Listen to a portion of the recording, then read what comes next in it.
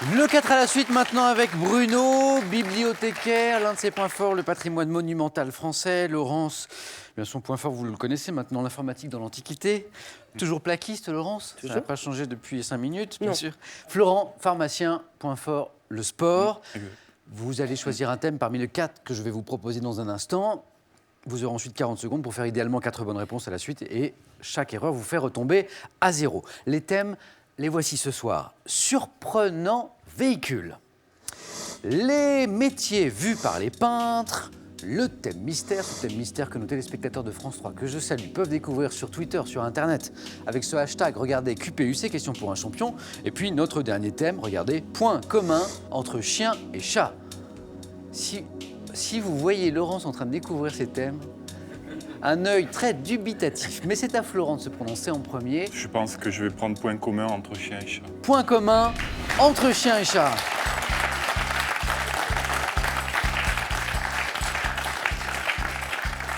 Florent, ça m'inspire une question. Vous, le pharmacien, est-ce que parfois vous avez... est-ce que vous vendez des produits pour les animaux, du coup, Bien sûr, des produits vétérinaires. D'accord, oui, très bien. Oui, Et donc, du coup, vous devez être à même aussi de conseiller les propriétaires d'animaux sur les affections, sur les maladies des animaux. Tout à fait, oui. Ce qui est plutôt du registre du vétérinaire, pourtant. Mais c'est-à-dire que votre formation... Dans la limite où la législation le permet. Très bien. Revenons à nos moutons, j'allais dire. Oui, on parle d'animaux. Point commun entre chien et chat. Florent, êtes-vous prêt? Prêt, Samuel. Top. Quelle petite surface globuleuse située à l'extrémité du museau pouvant être foncée chez le chien, rouge chez le chat? Truffe. Et par quel mot au pluriel désigne-t-on la période au cours de laquelle les femelles des chiens et des chaleur. chats? Quelle substance chimique dont le nom est formé sur le grec signifiant porter émettent-ils pour communiquer avec leurs congénères? Substance chimique que les chats et les chiens... Phéromone. Quelle maladie du muscle cardiaque dite dilatée ou hypertrophique peut toucher les chats et les chiens? Maladie du muscle cardiaque. Myocarde, dite. Quelle technique d'identification concurrencée par la puce électronique consiste à apposer une marque souvent à l'intérieur d'une oreille? Tatouage. Quel mot anglais désigne le document officiel comportant la généalogie des chiens et des chats de Le race? pédigré. Quel... Pédigré. 3 points, bravo. Florent, restez avec moi. Qu'est-ce que vous pensez de ce score? Oui, c'est pas mal. C'était pas ce qu'inespérait, oui. C'est pas mal. C'était pas très... Le seul qui vous a manqué, et encore de pas grand-chose, quelle maladie du muscle cardiaque, dite dilatée ou hypertrophique, peut toucher les chiens et les chats? Cardiomyopathie. Cardiomyopathie. On peut applaudir Florent. Et c'est 3 points, bravo.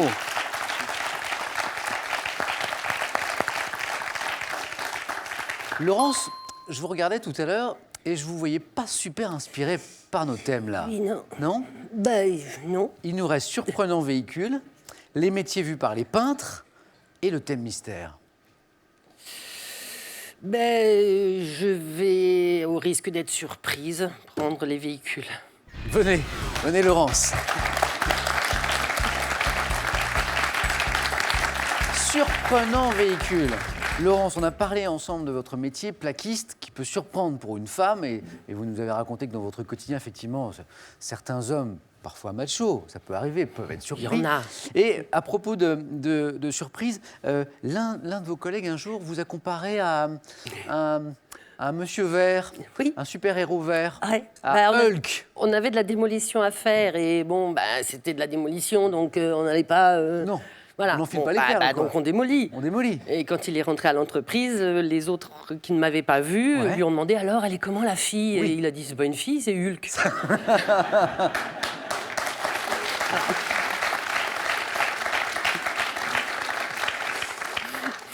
Laurence, vous me promettez que si vous ne faites pas un 4 à la suite, vous ne vous mettez pas en colère, vous ne devenez pas toute verte et... Si, d'accord, très bien.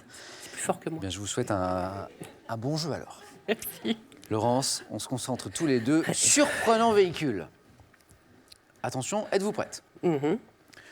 Top. Quel type d'automobile de luxe possédant 4 portes et 6 glaces latérales est représenté par des modèles de 10 mètres de long? La limousine. Quel mot anglais désigne le véhicule à 2 ou 4 roues au moteur surpuissant capable d'atteindre rapidement une grande vitesse? Dragster. Depuis 2012, quel robot équipé d'instruments scientifiques se déplace sur 6 roues pour observer la surface de la planète Mars? Je sais pas. Quel îlot de la Manche est desservi depuis Saint-Vaast-la-Hougue par un bateau amphibie qui flotte à... Mont-Saint-Michel. Quelle voiture destinée à transporter le pape fut dotée d'un blindage sous le La pontificat? Papamobile. En 1817, quelle machine en bois à 2 roues, propulsée par la force des pieds, ancêtre du vélo, est créée par le baron Karl Dress? La Draisienne. 1899, quelle voiture électrique monoplace en forme de torpille franchit la barre des 100 km/h? Torpedo. La jamais contente. La jamais contente. La jamais contente. 2 points. 2 points. Vous nous parlez d'une surprise. Parfois, il y a des bonnes et des mauvaises surprises. Là, on est entre les deux. Jamais contente. Comme la voiture. Je reviens sur ces 2 questions qui vous ont manqué. Depuis 2012, je vous ai vu, vous le cherchiez, quel robot équipé d'instruments se promène sur Mars? Curiosity. Oh non. Le rover Curiosity. Et puis, plus difficile, c'était la question pour réussir éventuellement un 4 à la suite. Quel îlot de la Manche est desservi depuis Saint-Vaast-la-Hougue par un bateau amphibie qui flotte à marée haute et roule à marée basse? C'est Tatiou. Tatiou.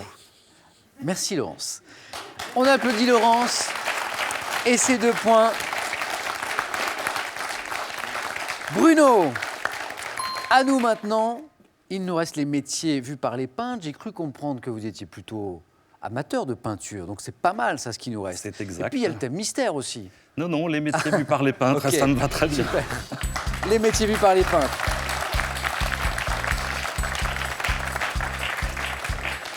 Bruno, on a parlé ensemble de vos livres, car Bruno a écrit plus de 30 livres. Voilà, 2 consacrés pour les enfants, je crois, Oui, et tout puis à fait. d'autres sur le patrimoine, notamment le patrimoine local, si j'ai bonne Absolument. mémoire. Voilà. Et puis, mais on n'a pas trop parlé finalement de votre métier, bibliothécaire. Oui. Qu'est-ce qui vous a amené à ce métier? La passion des livres, je suppose. La passion des livres, bien sûr, et puis l'histoire locale, puisqu'en fait, je suis responsable du fonds patrimonial de la bibliothèque, c'est-à-dire de ce qui ne sort pas de la bibliothèque, à la fois les vieux livres, les vieux documents, et le plus ancien date quand même de 987. C'est un morceau de parchemin. Et puis toute l'histoire de Blois, du Loir-et-Cher et de la région Centre. Nous allons jouer ensemble, tous les deux, avec ces questions sur les métiers vus par les peintres. Oui. Bruno, prêt? Prêt. Bruno, il est toujours prêt, de toute façon. Attention. Top. Vers 1884, quel peintre français spécialiste des scènes de danse réalise la toile Degas. À quel peintre français du 19e, rendu célèbre par ses caricatures, doit-on l'huile sur bois, 3 avocats causant? Daumier. 1855, quelques peintres français se représentent en train de travailler dans la toile L'Atelier du peintre. Courbet. Quel peintre lituanien, né en 1894, adepte du mouvement expressionniste et l'auteur du tableau Le Pâtissier? Chagall. 1884, dans La Blanchisseuse, quel peintre originaire d'Albi représente Carmen? Toulouse-Lautrec. À quel trio de frères, peintres de la campagne française du XVIIe? En 1935, quel artiste mexicain, compagnon de Frida Kahlo, peint la toile Le Marchand de fleurs? Je ne sais plus. Rivera, Diego Rivera. Diego de Rivera. 3 points. Florent. C'était plutôt sympa que ce thème, finalement. C'était très sympa. Reste pour vous. Vous pouvez remercier Florence et Laurent. Je reviens juste sur cette question, la seule qui vous a empêché d'ailleurs de faire un 4 à la suite. Quel peintre lituanien, né en 1894, adepte du mouvement expressionniste, l'auteur du tableau Le Pâtissier? Soutine. Oui. Je reviens sur ces 2 bonnes réponses, mais vous avez été tellement rapide que je les donne quand même pour notre propre culture.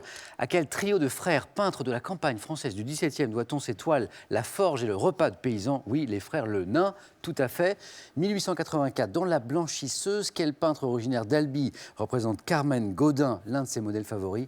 Toulouse-Lautrec. On peut applaudir Bruno qui vient de marquer 3 points. Merci.